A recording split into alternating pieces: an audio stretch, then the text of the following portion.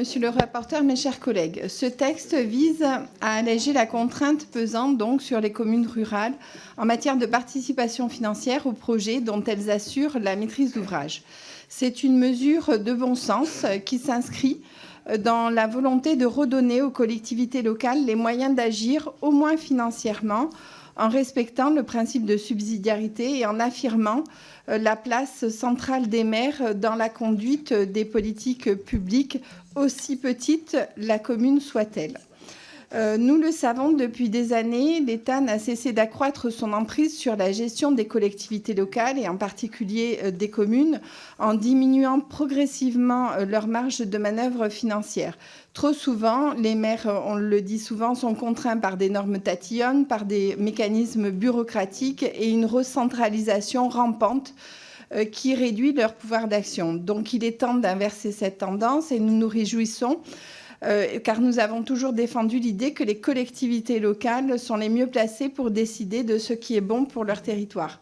Ce texte va donc dans le bon sens, car est-il besoin de le rappeler, les communes rurales assument les services de proximité indispensables à nos concitoyens. Elles préservent notre identité territoriale, notre culture, notre art de vivre. Pourtant, elles sont trop souvent délaissées par les politiques publiques qui privilégient les grands ensembles urbains au détriment de la ruralité.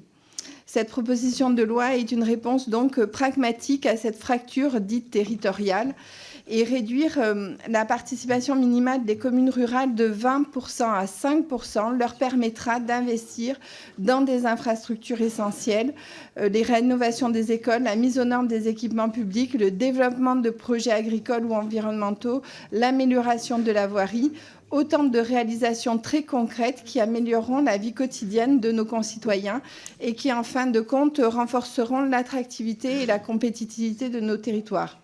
Et contrairement à l'État, qui, lui, multiplie les dépenses et accumule la dette, les maires, il faut le redire et le redire, ont une gestion rigoureuse de leur budget.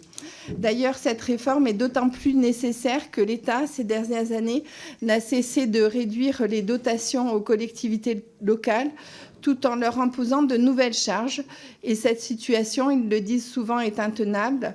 Il est urgent d'assouplir les contraintes pesant sur les communes pour leur permettre d'investir, d'innover et de dynamiser leur territoire. En soutenant cette proposition de loi, nous affirmons notre volonté de replacer la commune au cœur de la République. Il est temps de reconnaître que la France ne se résume pas à ces grandes métropoles et qu'elle est avant tout une somme de territoires riches de leur diversité et de leur dynamisme. Je vous remercie.